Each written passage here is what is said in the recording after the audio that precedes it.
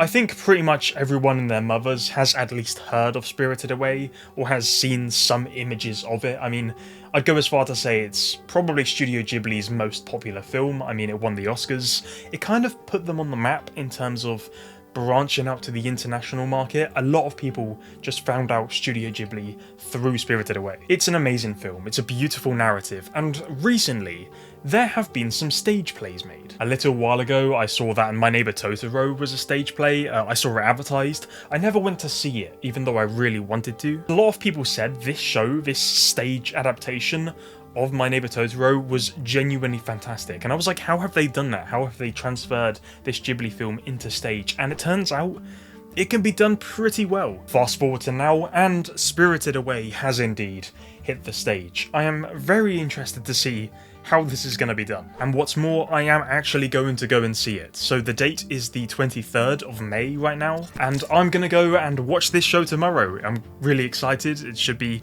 an interesting experience, and I'm going to come back and tell you guys my thoughts on it, whether it's worth even going to, or whether it kind of doesn't work as an adaptation of a film. So yeah, I'm gonna go and watch Spirited Away in London. I'm very excited. Let's go.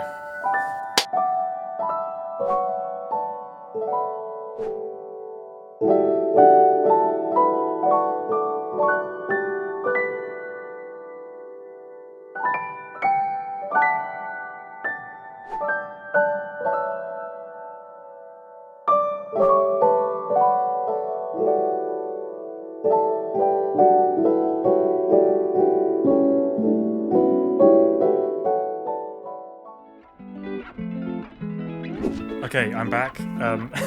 I meant to record this like directly after I'd seen the show, but I got ridiculously ill. You can probably tell in my voice. I apologise if I do sound a bit gravelly, but yeah, I think it's given me some time to think about it. I think my initial question was, how are the producers going to tell a story as vast as Spirited Away in a space that is clearly very restricted? Honestly, the answer to that is just sheer creativity. How they utilised such a small space to tell a story as big as Spirited Away, oh my god, it was insane. And yeah, the show captures the original story amazingly well. Practically scene by scene, it actually felt like I was watching the original film, but with some slight differences, and those differences were certainly not a bad thing. I'm not like an avid stage show watcher, so they probably do this with like every other stage show, but they had this rotating platform and the set in between, and they would take things away, add things to it between scenes to change it up, and it just worked so well. You're dealing with a Miyazaki adaptation. There's going to be so many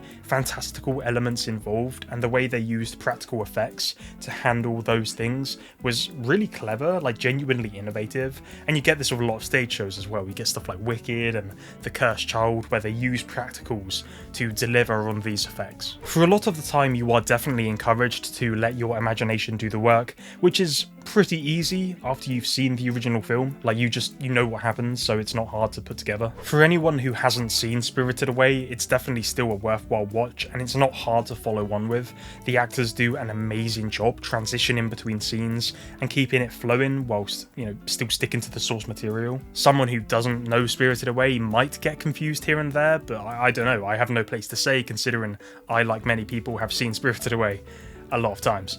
Some of these transitions were really clever, because a lot of the actors would wear like stage coloured outfits, kind of like a wooden tone, kind of to match the background, and they would sort of do this effect where you get floating pieces of paper, which I thought was really cool, and just basically making things float, and you have to imagine they're not actually there. The little dust sprites, they have them on sticks, and it looks really good. It's really cute. It works so well. It's like the contract Chihiro signs when she gets rid of her name, and it just floats away over to the desk. They made that look really good. I guess my other question was how the translation was going to work, if there was even going to be any. I mean, let's be honest, there's always going to be that one guy who comes to the show, sits down and expects the whole thing to be in English, and it's not, and he probably gets annoyed about it. It's like my man went to Japan and asked for subtitles. It just doesn't work like that. But yes, there is translation. So if you do want to see the English version, read the full script, there is one on top and then two on the sides, potentially one at the bottom. I'm not too sure. Me and my girlfriend could not see that. That's just because of our seats. And for us, they followed the script perfectly. There was no mistakes in the transcript. It was just like consistent, bang, dialogue, bang, dialogue. It never like missed a beat. Half the time I didn't even find myself looking at the transcript. I was just so entranced by the actors. I mean, Spirited Away in itself is such a visual story, so it was pretty easy to tell what's going on without having to look at English translation. There's just so many moments where you don't want to take your eyes off the action. There's just always something subtle going on. That just reminded me, actually, that's a really cool thing, because sometimes you would see a character, like a minor character you wouldn't otherwise care about in the film, and yet they'd be in the background of the stage show, and they would have their own personalities and their own little quirks and movements that is like specifically tailored to them, and you would only notice that on like maybe a few rewatches, or if you're just sort of scanning the area and you're like, wait a second, that's new.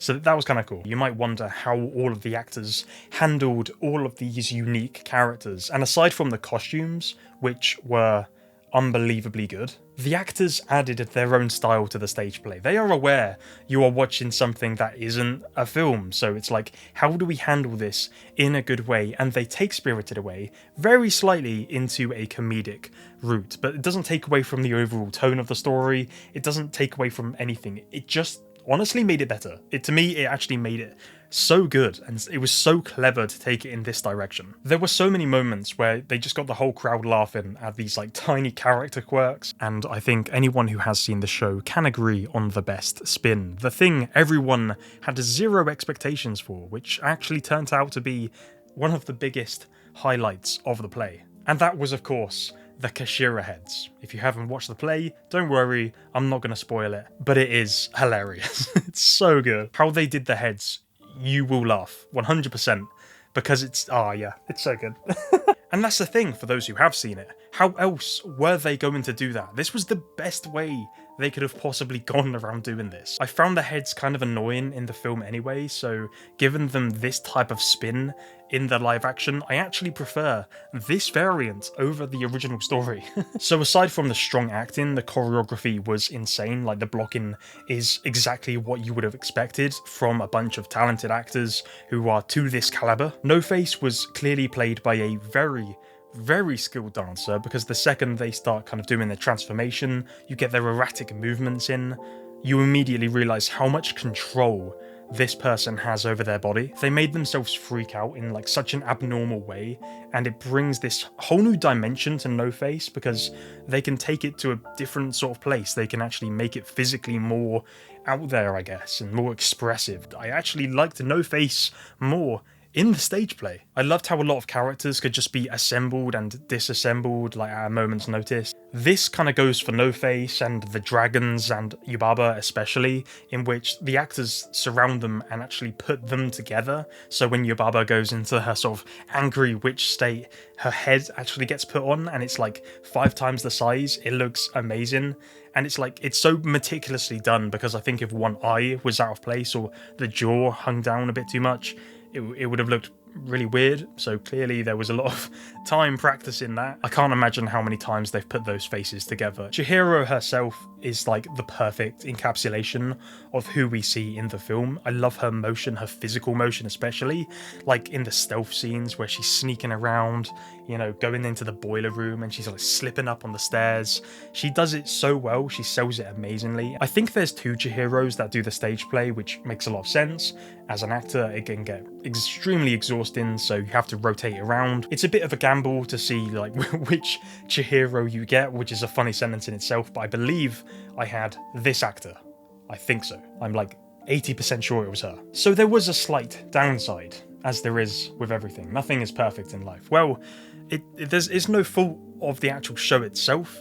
It's the venue. The stage, I'm not sure if it was the perfect place for it, or rather you need to be very specific at the seats you get. And I know when you pay for seats, it's definitely, you know, you get what you pay for. And I had a lot of option with my girlfriend, because we paid for this a long time in advance, and we could have got some really good seats, but we were like a bit unsure. We were like, maybe we'll just get some neutral ones.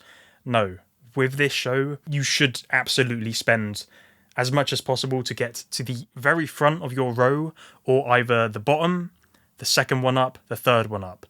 Me and my girlfriend were at the very top row, and it wasn't the worst seating until 2 people sat in front of us, and they just started moving their heads like this. They were bobbing and weaving. They're like Mike Tyson, right? I swear these two people were like the only two people moving their heads as well, because I was looking at everyone else, and people were just staying still. And then we were just, for the most of the time, we were just staring at people's cranium, okay, just trying to watch Spirited Away, and we couldn't, and it was kind of like, half the time we were just watching like this, like from the very top of the rafters. Basically, if you're going to watch this show, if you're going to watch any show, it's absolutely worth paying for better seats, you know, for the sake of yourself, your viewing experience, and also it helps contribute to the production itself. If I was to watch this again or any show in the future, I am investing way more money in getting better seats. If I had one word to describe this entire show, I think it would just have to be seamless. You know, how everything blended together, how it translated the original story so effectively, how the actors just did the characters so much justice and more by adding their own kind of character to it, their own personality. Yeah, just seamless. It just blended amazingly. 100% worth watching. Such a great experience. I'm so glad I did it, and I really hope these shows continue to be made. You know, I want this to be pushed out internationally. I want more Ghibli shows. I want Totoro to come back, which apparently it will in a larger venue, so I'm very excited for that. I will 100% see that. I want to see all of them. It makes me wonder what Ghibli films can be translated, because I think certain ones can definitely be done, and some others I'm not so sure about. But I guess we're just going to find out the future of this, okay? It's clearly very early doors. This is like a sort of a beta test of which films can be translated into stage plays. But so far, they have done an amazing job. Anyways, I am going to shut up. Thank you so much for watching. Subscribe if you are new, and take care.